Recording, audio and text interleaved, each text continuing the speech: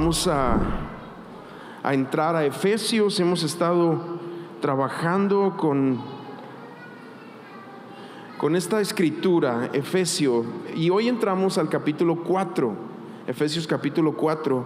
Así que si traes tu Biblia o tu celular, te invito a que lo abras ahí en Efesios capítulo 4, ¿sí? También quiero decirle, a ver, todos los intensivos levanten la mano. Intensivos, levanten la mano. Mira, muy bien todos ustedes, ¿sí? Nada más recordarles, miren, esta clase de Efesios, debido a que es el miércoles, muchas veces se ve interrumpida por tiempos hasta un de adoración que hemos tenido hermosos, ¿verdad? Donde hemos disfrutado y tiempos programados también. Entonces esta clase no termina junto con el programa de intensivo, pero la clase sigue corriendo unas semanas más y cuenta, ¿ok? Jonathan Sanders les va a poner, no sé qué, examen, trabajo, algo va a pedir, ¿verdad? Yo no lo estoy comprometiendo, pero algo va a pedir porque es importante esto. Y después, más o menos como a finales de abril, principios de mayo, empezamos un nuevo tema. Aunque no vamos a empezar exactamente con el intensivo, sí va a contar también como una de las clases de intensivo. Entonces, vamos a Efesios capítulo 4, versículo 20. Yo le puse el día de hoy, cómo guardar la unidad. ¿Por qué? El apóstol Pablo, en estos últimos 3 capítulos de la epístola a los Efesios, se va a enfocar ahora en la parte práctica. Recuerda que las epístolas, en este caso también la que estamos estudiando, siempre contienen una excelente porción de lo que creemos, a lo que se le llama doctrina, pero otra porción de nuestra responsabilidad o de cómo respondemos a la doctrina. Ahora, quiero decirte algo, quizás es más importante cómo respondemos a lo que conocemos, a lo que sabemos de la palabra de Dios, que lo que sabemos. Porque si nosotros sabemos mucho de la palabra de Dios, primero Dios nos va a pedir cuentas de lo que sabemos, ¿sí? Y si conocemos mucho de la palabra de Dios, pero no lo estamos poniendo por obra, entonces ahí es donde entramos nosotros en una situación compleja. Esta no es excusa para decir, ok, prefiero ser ignorante, no saber de la palabra. No es excusa para eso, al contrario. En la medida que Dios nos va revelando su palabra, en la medida que Él nos va edificando con la palabra, con la Biblia, la enseñanza, Él nos va a dar de su Espíritu Santo para que nosotros podamos responder también a esa enseñanza y a eso que nosotros estamos aprendiendo de parte de Dios.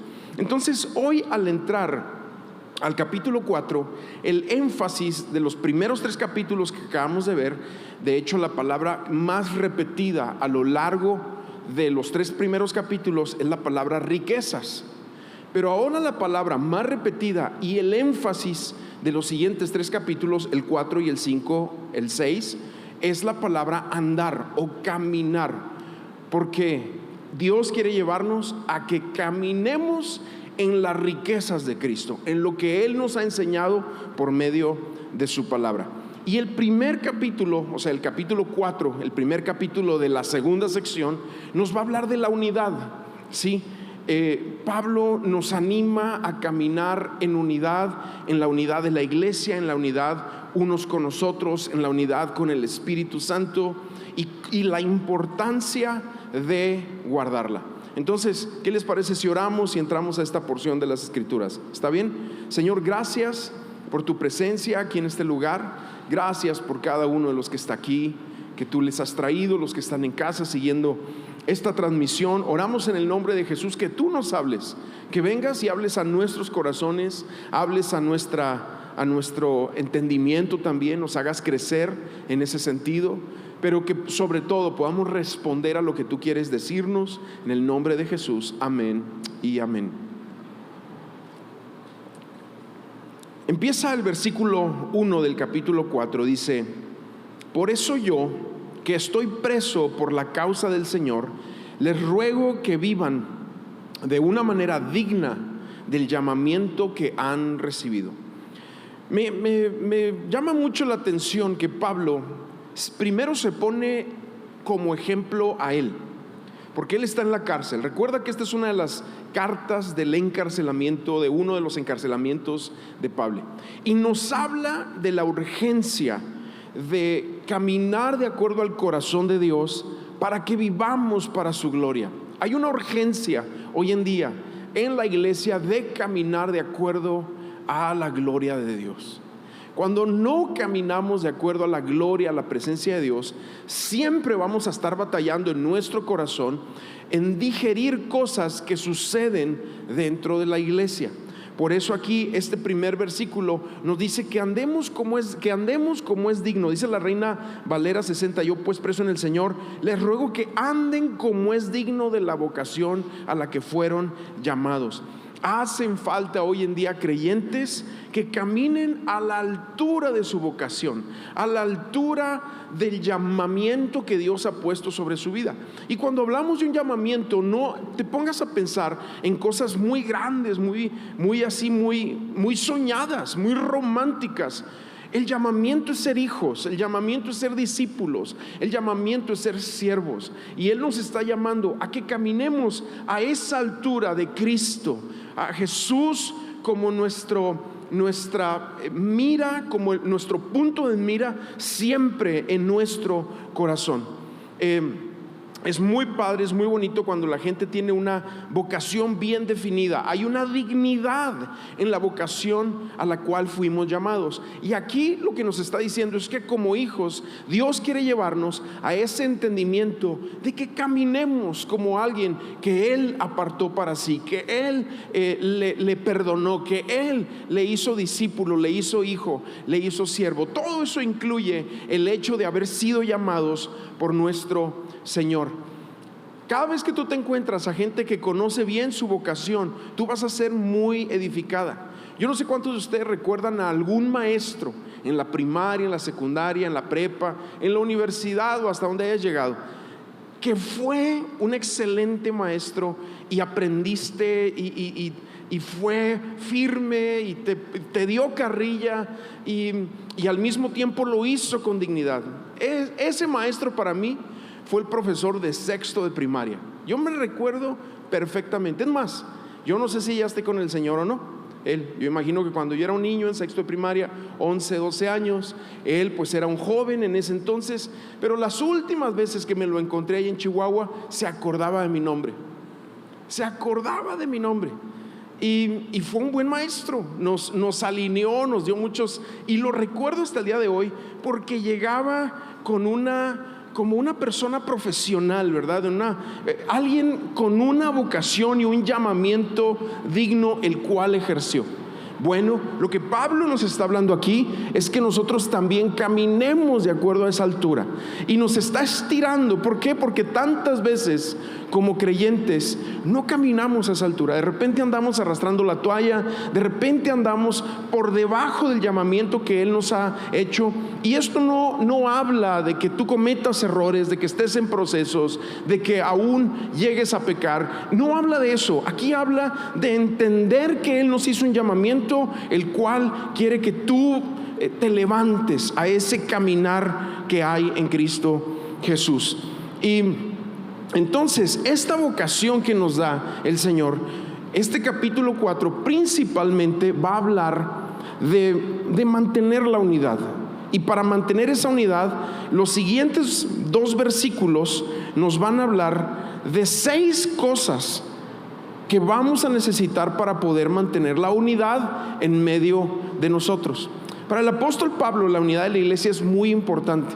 A veces cuando se habla de la iglesia, también se habla de una forma como muy romántica, como que la iglesia y que los amigos del novio y que la iglesia y cuando nos vayamos, y se usan de repente términos tan románticos y tan místicos que cuando conoces a la iglesia te puedes frustrar.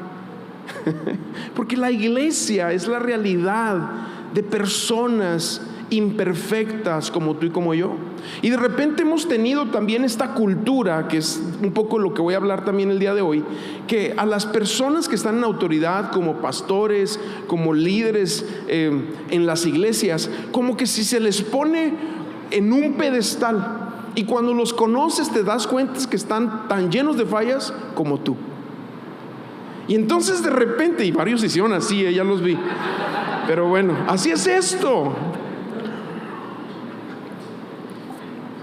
Y la realidad de las cosas es que vamos a ir entendiendo cómo Dios va dando ciertas posiciones por gracia. Aún con todo esto, Él nos anima a caminar en la posición de un llamamiento que nos ha hecho. Y entonces, para guardar la unidad, versículo 2, aquí dice: siempre humildes y amables, pacientes y tolerantes los unos con los otros. Humildad significa poner primero a Cristo, segundo tu prójimo y al último tú. Y luego otra característica para guardar la unidad es ser amables, o mansedumbre, dice la Reina Valera 60.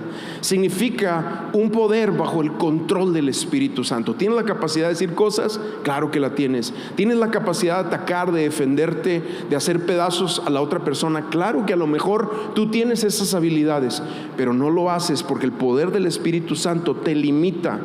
Es la brida en tu lengua para no hablar, para no herir, para no hacer las cosas de una forma carnal. Y eso es mansedumbre, es mantenerse bajo el control del Espíritu Santo, aunque puedas actuar, aunque en momentos sí hay que actuar enérgicamente. El Señor Jesucristo dice de Él mismo: veme a mí, que yo soy manso y humilde de espíritu. Manso y humilde.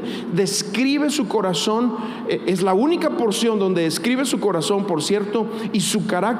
Sin embargo, tú lo ves molesto, levantando, tumbando las mesas de los cambistas en el templo. Porque mansedumbre no significa que no puedas aplicar cierta energía, pero sí significa un peso del Espíritu Santo donde Él te ha puesto un freno. Y esto es importante entenderlo también para guardar la unidad.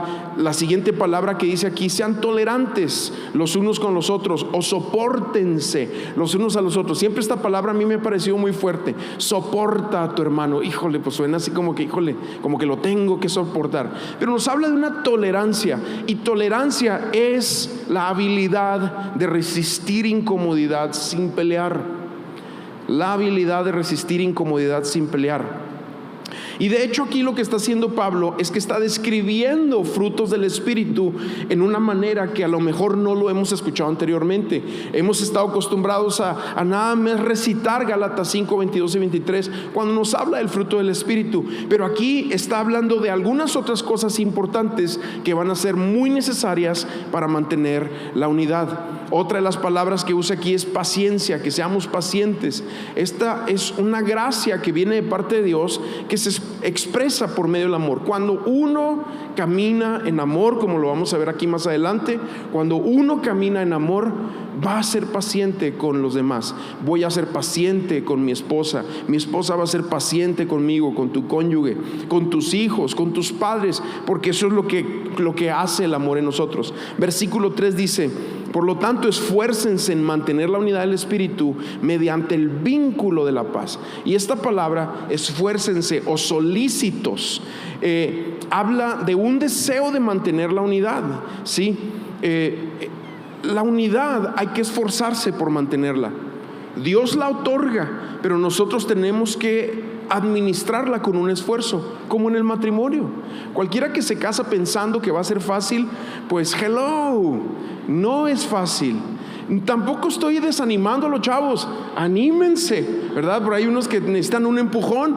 Claro que sí, anímate, es algo muy padre, es algo muy bonito, pero mantener la unidad matrimonial es un vínculo que se tiene que uno esforzar día con día por mantenerlo. Este es un trabajo que nunca termina, esforzarnos en mantener la unidad del Espíritu. Y lo aquí dice: en el vínculo de la paz. O sea, si la paz de Dios gobierna en nuestros corazones, esto va a construir unidad en medio de nosotros. Después, a partir del versículo 4, nos va a decir el apóstol Pablo 7 realidades que nos unen como cristianos, y por estas realidades es que nosotros podemos caminar juntos. Hay muchas cosas que nos diferencian, hay muchas cosas las cuales, cuando una iglesia todos son iguales, siempre lo he dicho, cuando una iglesia todos se parecen, hay que tener cuidado, porque ahí no es unidad, es una uniformidad impuesta. y eso hay que tener mucho cuidado. Sin embargo, el apóstol Pablo aquí a continuación sí nos va a hablar de 7 puntos, los cuales sí tenemos que guardarlos de una manera férrea, aferrarnos a estas realidades. Versículo 4 dice: hay un solo cuerpo y un espíritu, así como también fueron llamados a una sola esperanza. Primero, hay un solo cuerpo. El cuerpo de Cristo, yo te decía, a veces lo manifestamos de una manera así como muy romántica, como algo muy, muy bonito, muy místico. Y sí, Cristo es hermoso, y Él dice que la iglesia es su cuerpo.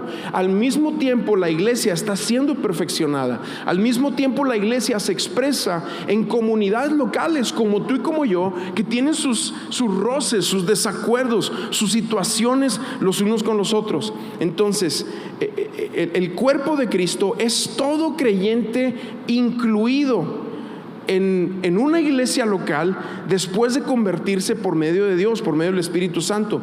Y este cuerpo se expresa a través de unidades locales, como lo somos nosotros alrededor del mundo. Hay comunidades pequeñas, hay comunidades medianas, hay comunidades grandes, etcétera. Es gente que ha entendido que Cristo le ha perdonado de sus pecados, ha declarado a Jesús como su Señor y Salvador, y toma la palabra de Dios como el principal, como el principio, el elemento principal, lo cual guía su corazón. Eso es el cuerpo. Y ahí en el cuerpo es donde se van a ejercitar los dones espirituales, y ahí es donde vamos a ir creciendo de acuerdo a los proyectos que Dios tiene con nosotros. Siguiente dice, además de un solo cuerpo, dice ahora un solo espíritu. ¿Sí? Es el Espíritu Santo que habita en cada creyente, que nos da un sentido de pertenencia. El Espíritu Santo nos da un sentido de pertenencia, nos une. El Espíritu Santo es el ayudador, es quien une los unos con los otros, por diferentes que seamos, en personalidad, en cultura, en edad, en carácter, por distintos que seamos. Es el Espíritu que hace esto, nos pone un sentido de referencia. Y hay más de 12 referencias al Espíritu Santo en Efesios, porque es muy importante el peso del Espíritu Santo en la vida de la iglesia. Bueno, hay mucho más que decir, pero a continuación el apóstol Pablo dice que otra de las cosas que tenemos que guardar, además del entendimiento de que somos un solo cuerpo, o sea, yo nada más quiero decirte, no es mi iglesia. Hay gente que me ha dicho, es que es tu iglesia. No es mi iglesia. Somos iglesia, aunque no te guste el pastor que te tocó, aunque tú lo escogiste, ¿verdad? Pero bueno, a final de cuentas somos una iglesia, y tú vas a tener hay cosas que si tú te escapas de un lugar a otro porque crees que vas a encontrar perfección, al momento que llegues tú se va a echar a perder, porque no hay perfección en la iglesia, amados. Sí, no hay perfección en la iglesia. Ese dicho famoso de Gandhi, me encanta Cristo, pero no me gustan los cristianos. Pues mugroso Gandhi, ¿verdad? Pues es que si no entiendes quién es Cristo y quién es cuál es tu participación en la iglesia, claro que todos los cristianos, desde el pastor hasta el menor de cada uno de los asistentes, vamos a ser decepcionantes. No tenemos nada, es Cristo en nosotros. Sin embargo, el Espíritu Santo es quien nos une. El Espíritu Santo es quien hace la labor de que tú puedas otorgar amor a tu prójimo. El Espíritu Santo es el que te lleva a decir, es que lo quiero servir, aunque en el interior lo quiera matar. No es cierto, ¿verdad? No es cierto. Simple y sencillamente es la realidad de que es un trabajo complejo. Sin embargo, es el Espíritu quien sobrenaturalmente nos une los unos a los otros, ¿sí? Y luego dice, bueno, una esperanza de nuestra vocación. Una esperanza de nuestra vocación. Aquí se refiere a que tenemos todos una esperanza. Ahorita la cantábamos. Un día Él regresará. Esa es nuestra esperanza. Algún día Él va a venir y Él va a llevar consigo a la iglesia para llevarnos a esas bodas con el Cordero. Versículo 5 dice, un Señor, un solo Señor, una sola fe, un solo bautismo. Cuando habla de un solo Señor, habla del Señor Jesucristo aquí, quien murió por nosotros, vive en nosotros y algún día va a regresar por nosotros, ¿sí? Y luego dice una sola fe, la fe que ha sido depositada en nosotros. Hay otras porciones de la Biblia que dicen nuestra común fe, porque es una sola fe que tenemos. ¿Y cuál es esa? La que hemos puesto en Jesucristo. Nosotros no hemos sido salvados por creer en Dios, hemos sido salvados por creer en Jesucristo, el autor y consumador de nuestra fe. Tener fe en Dios es una fe muy abstracta. Lo mismo es tener fe en Buda, tener fe en Mahoma, tener fe en el Nirvana, tener fe en las religiones orientales. Cuando decimos y lo hablamos así, la Biblia nos lleva a Jesús. Hay un solo Dios y un solo mediador entre Dios y los hombres, Jesucristo, hombre, que murió en la cruz del Calvario por nuestros pecados. Al poner nuestra fe en Él, es que nosotros somos salvados. Por eso habla aquí de un solo Señor, una sola fe, un solo bautismo. Y aquí está hablando, no se refiere tanto al bautismo en agua, no se refiere al bautismo del Espíritu Santo, sino al hecho de que en esta fe y en Jesús, que hemos puesto nuestra esperanza, nos hemos identificado todos nosotros. Y a eso se refiere bautismo. Bautismo significa sumergir por identidad. En Mateo capítulo 28, cuando se habla de la gran comisión, dice: vayan por todo el mundo, prediquen el evangelio a todas las naciones y enséñeles, ¿sí? Bautícenlos en el nombre del Padre, del Hijo y del Espíritu Santo. Esto no está hablando del sacramento del bautismo, aunque es importante esa identificación pública de nuestra fe. Aquí de lo que está hablando el apóstol Pablo en este sentido es de la identificación como iglesia, como cuerpo de nuestra fe y del Señor Jesucristo como un solo Señor. Entonces aquí se habla de ese bautismo. Versículo 6: un solo Dios y Padre de todos, que está sobre todos y por medio de todos y en todos. Y bueno, aquí se refiere al Padre, un Dios y Padre. Le gusta a Pablo enfatizar a Dios como su Padre. Somos hijos, Él está por encima de todo, y somos padre de una misma familia. Cuando Jesús nos enseña a orar, que los discípulos se acercan con Él y le dicen: enséñanos a orar, Él dice Padre nuestro. Él no dice Padre mío, Él dice Padre nuestro. Y a eso se refiere nuestra oración. Así como tenemos un Señor, un bautismo, una fe, una identidad, tenemos a un Padre al cual todos oramos y a todos nos cubre. A eso se refiere. Bueno, versículo 7 dice: pero a cada uno de nosotros se nos ha dado gracia en la medida en que Cristo ha repartido los dones. Dice el versículo 7, déjamelo leer en la Reina Valera 60, dice: pero a cada uno de nosotros fue dada la gracia conforme a la medida del don de Cristo. En el Nuevo Testamento hay dos palabras para la palabra don. Una es cuando se refiere, por ejemplo, en 1 Corintios a los dones del Espíritu, es la palabra carisma, ¿sí? Los dones espirituales es la palabra carisma. Aquí, cuando dice en el versículo 7, conforme a la medida del don de Cristo, y luego el versículo 8 dice: por lo cual dice, subiendo a lo alto, llevó cautiva la cautividad y dio dones a los hombres. Esta es otra palabra. La palabra aquí para la palabra don es la palabra doma en griego. Estas son palabras en griego. ¿Por qué es diferente? Porque los dones del Espíritu, como los hemos leído ahí en 1 Corintios capítulo 12, el profetizar, el palabra de ciencia, de sabiduría, el hablar en lenguas, el don de fe, esos son dones dados por el Espíritu, son habilidades dadas por el Espíritu de una forma soberana.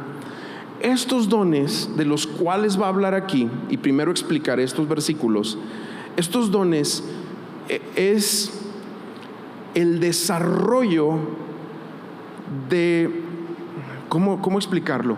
Estos dones son el desarrollo de lo que Cristo ha hecho nosotros para llegar a una posición.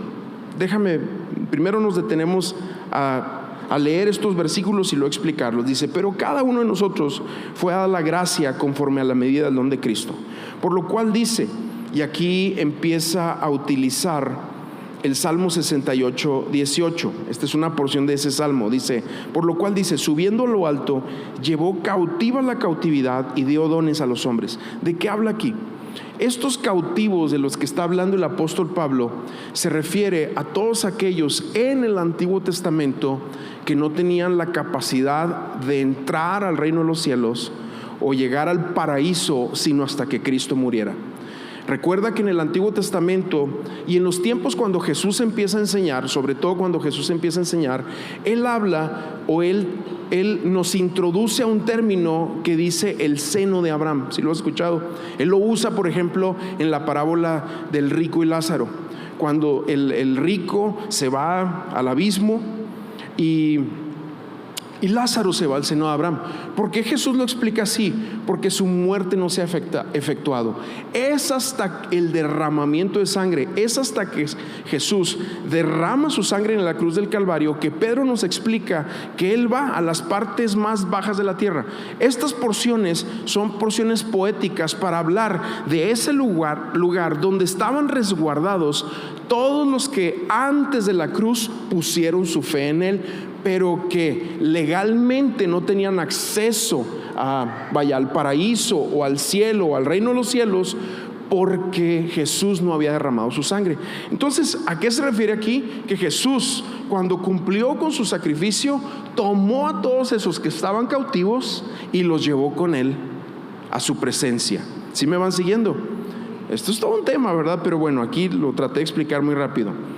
Versículo 9 dice, y eso de que subió, ¿qué es? Sino que también había descendido primero a las partes más bajas de la tierra. Ya lo dije. El que descendió es el mismo que también subió por encima de todos los cielos para llenarlo todo. Ese es Cristo, ¿sí? Y luego en el versículo 11, aquí nos empieza a hablar. Y Él mismo constituyó, y estos son los dones que Jesús repartió, estos son los ministerios donde Él reparte su gracia sobre 5 o sobre 4 ministerios, depende cómo veas el último. Dice, Él mismo constituyó a unos apóstoles, a otros profetas, a otros evangelistas, a otros pastores y maestros. Otra vez, cuando nosotros leemos esta porción y tú dices apóstoles, profetas, evangelistas, suenan así muy fuertes, pastores y maestros, de repente nosotros tendemos a pensar como si fueran gente especial, pero estas también son dones dados por Dios soberanamente. Sin embargo, ninguno de estos entra por habilidad propia, sino que es un periodo de prueba para que una persona pueda llegar a esto. Apóstoles, dice aquí, apóstol es una persona enviada con una comisión. Es un representante divinamente designado por Dios en una comisión. En el sentido del Nuevo Testamento, ya no hay apóstoles como estos que nosotros, o como esto que está hablando aquí el apóstol Pablo. Porque este tipo de apóstol, el cual está hablando aquí, tuvo que haber sido testigo de la resurrección o haber visto a Cristo resucitado, y a esto se les inspiró la palabra de Dios. En el sentido general apostólico, pues todos somos enviados a proclamar una gran comisión. Todos podríamos decir que somos parte de este mandato que Él nos ha otorgado. Pero a final de cuentas son personas comunes y corrientes, ¿sí? Que por su proceso en Dios y por lo que Dios ha hecho en sus corazones, han podido, no por sus méritos, sino por lo que Cristo ha hecho en sus corazones, caminar en el Señor y en sus procesos. La siguiente persona que se nos presenta aquí son los profetas. Un profeta es uno que proclama la palabra de Dios. Este es el significado principal del profeta. Alguien que comparte la palabra de Dios más allá de predecir el futuro. Son aquellos que edifican, exhortan y consuelan a la iglesia, dan dirección a la iglesia. Y luego dice, habla de evangelistas. Los evangelistas son aquellos que llevan buenas nuevas. En el Nuevo Testamento vemos que son personas que viajan de un lugar a otro para predicar el evangelio y ganar a los perdidos para Cristo. ¿Sí? Pablo le dice a Timoteo: haz obra de evangelista. ¿Por qué? Porque cada uno de nosotros puede fluir también como evangelista. En otras palabras, cada uno de nosotros puede ir fluyendo de una forma apostólica, porque se nos ha otorgado una comisión; como profetas, porque todos podemos hablar la palabra de Dios; como evangelistas, porque todos podemos ganar a alguien, compartir el evangelio a alguna persona. Y bueno, al final dice aquí pastor y maestro, o pastores y maestros. Y aquí esta es la porción donde no se refiere a dos personas o dos ministerios, aunque en la iglesia pueden haber pastores y pueden haber maestros. Sin embargo, habla de un ministerio, de un oficio que el Señor ha otorgado a algunos, para que a través de la palabra de Dios traigan protección y den provisión de alimento espiritual al rebaño o a la iglesia. ¿Y para qué fueron establecidos estos ministerios? Bueno, a partir del versículo 12 nos empieza a decir, dice el versículo 12: a fin de perfeccionar a los santos, o capacitar al pueblo de Dios para la obra del servicio o la obra del ministerio, para edificar el cuerpo de Cristo. Estos oficios han sido otorgados para la edificación de la iglesia, para eso son, ¿sí? Y la iglesia, ya te lo he dicho varias veces en esta enseñanza, es eso, es este grupo que se manifiesta en todas partes del mundo, donde es importante que seamos edificados a través de la palabra de Dios. Es un grupo visible. El cuerpo de Cristo no es una iglesia invisible, mística, supersticiosa. Es esto, es lo que somos, ¿verdad? Y manifestado en distintas partes. La importancia de la enseñanza de la palabra de Dios siempre va a ser una gran diferencia en una iglesia, o no la va a ser, ¿verdad? Depende cuánta enseñanza haya en el lugar. Pero aquí nos habla del perfeccionamiento de los santos, porque para eso son los ministerios, para equipar a la iglesia, para equipar a las personas. Y luego dice aquí este mismo versículo 12: a fin de perfeccionar a los santos para la obra del ministerio. ¿Para qué? Para que tú puedas ejercer ministerio, porque sería imposible para los pastores, para los maestros, para los evangelistas hacer la obra. Este mundo y la predicación de la palabra, la enseñanza de la palabra, es a través de la ramificación que representa la iglesia en la sociedad en la cual vivimos. Y eso es como vamos a poder compartir la palabra a otros. Si nos esperamos a que todo Saltillo entre a los locales que se rentan o a las propiedades que se tienen para predicar la palabra, estamos muy cortos. La palabra tiene que ser predicada en los trabajos, en las escuelas, en la industria, en los consultorios, en donde vamos, cuando entramos, cuando estamos en la fila, la oportunidad de compartir la palabra de Dios. Y así es como la palabra se va extendiendo, y bueno, Dios va atrayendo a la iglesia a aquellos que han de ser salvos. Entonces, aquí la importancia del perfeccionamiento de los santos es un trabajo muy importante que se tiene que hacer a través de los ministerios, de los oficios ministeriales. Y luego, versículo 13,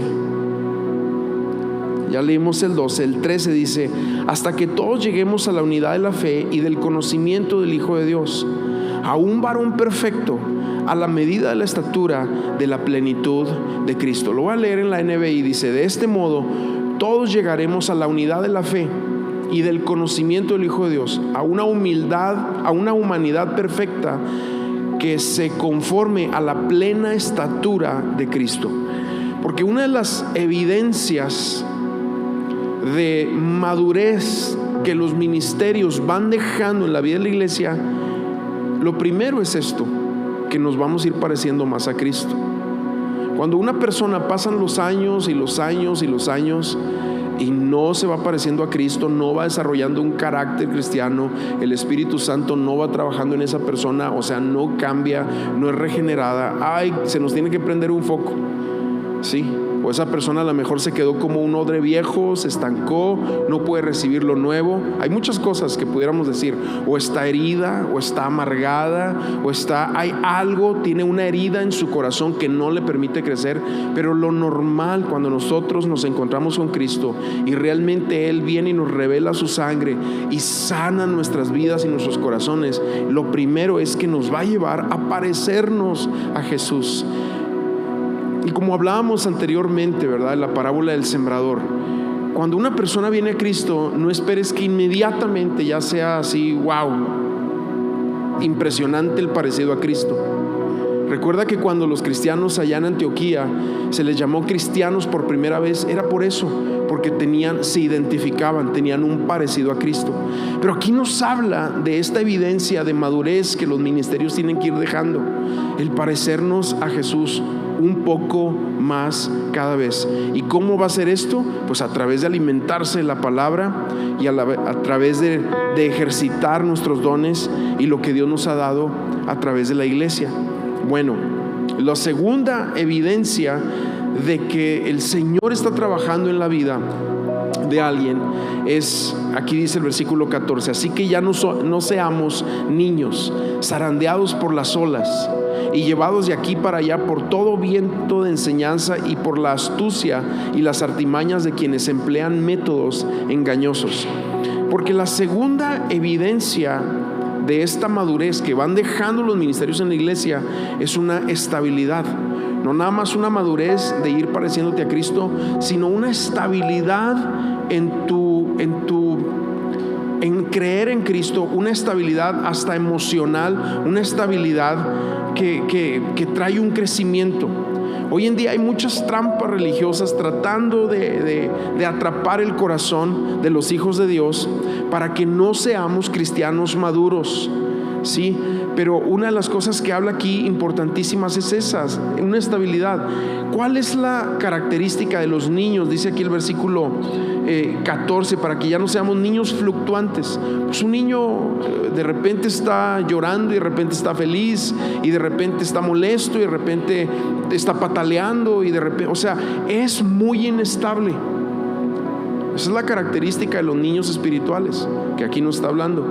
Pero lo que nos dice la palabra es que cuando viene a nosotros la enseñanza de la palabra de Dios y nos va llevando a esa madurez, precisamente esas ondas en nuestra vida de ser así, un día oro, un día no oro, un día vengo a la iglesia, otro día no tengo ganas, un día soy generoso, pero cuando tengo necesidad no soy generoso, y un día evangelizo, otro día no. O sea, de repente en esa inestabilidad, de repente cuando ya viene la palabra de Dios es menos la onda, el sub y bajas en la persona. Hay muchos niños hoy en día en las iglesias. Por eso no soportan estar en la iglesia más de 2-3 años. Se cansa, alguien los ofende, se agüitan y se van a otra iglesia pensando que es la iglesia de moda, pensando que es la novedad, pensando que ahí van a ser mejor las cosas. Como yo te decía, hasta que tú llegas ahí y caes con la sorpresa de que otra vez son parecidos todos, porque son seres humanos, todos somos seres humanos que estamos en un continuo trabajo y perfeccionamiento. Pero aquí nos habla de esa estabilidad que trae la palabra de Dios, la enseñanza a nuestras vidas, y esa es la segunda evidencia de madurez que deben dejar los ministerios. Tercer evidencia de madurez y del crecimiento en la vida de nosotros como creyentes está en el versículo 15. Dice: más bien, al vivir la verdad con amor, creceremos hasta ser en todo como aquel que es la cabeza, es decir, Cristo. Porque la tercera evidencia de madurez es expresar la verdad de Dios en amor, ¿sí? Y aquí es tan importante esto, ¿sí? Déjame lo leo en la Reina Valera 60, versículo 15. Dice: sino que siguiendo la verdad en amor, crezcamos en todo en aquel que es la cabeza, esto es Cristo Jesús. Mira, cuando la verdad no se dice con amor, es brutalidad. Por eso la verdad se tiene que expresar en amor. Cuando la verdad se expresa en amor, se puede expresar cualquier cosa que sea la verdad, pero hay que expresarlo en amor. Los peores problemas que tú has tenido es cuando has expresado la verdad con coraje, con amargura, con resentimiento, ¿sí o no? Pero cuando el amor está de por medio, entonces tú puedes ir expresando la verdad de una manera distinta. Versículo 16 dice: por su acción todo el cuerpo crece y se edifica en amor, sosteniendo y ajustando por todos los ligamentos según la actividad propia de cada miembro. Porque la cuarta evidencia de que Cristo está trabajando en medio de nosotros por medio de los ministerios, o la cuarta evidencia de madurez, es que vamos a cooperar. Aquí habla de que el cuerpo crece y se edifica en amor, se sostiene y se ajusta por los ligamentos. O sea, nos habla de que va a haber un estiramiento, claro que sí, va a haber como ligas en medio de nosotros. Sin embargo, el amor de Cristo, lo que Él ha hecho en nosotros, nos va a llevar a cooperar los unos con los otros, porque el amor es el sistema circulatorio del cuerpo. ¿Sí? Y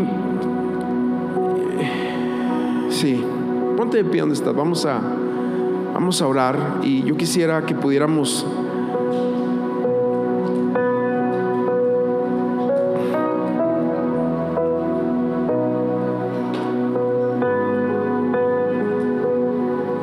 Está comprobado que los bebés que crecen sin amor son más propensos a las enfermedades. El problema con tantos cristianos hoy en día es que, siendo llamados por Cristo a experimentar sus riquezas, no hemos entendido el peso de lo que significa el ser bautizados en su amor. El ser bautizados en su amor.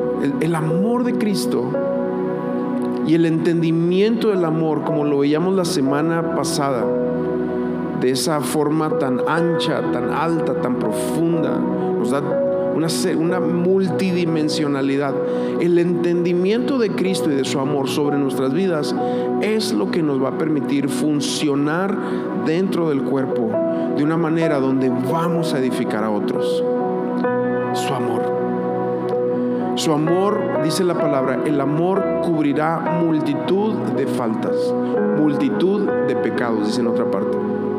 Porque eso es lo que va a hacer y va a permitir que la iglesia, ese va a ser el ligamento que va a sostener a la iglesia para ir caminando sólida, firme en lo que Dios le ha llamado.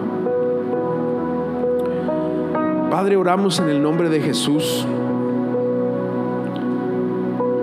por ese bautismo de amor en medio de nosotros. Señor, más allá de cantos expresados desde el corazón, que sea la práctica en nosotros de caminar en tu amor, de caminar en tu presencia, de que nos edifiques.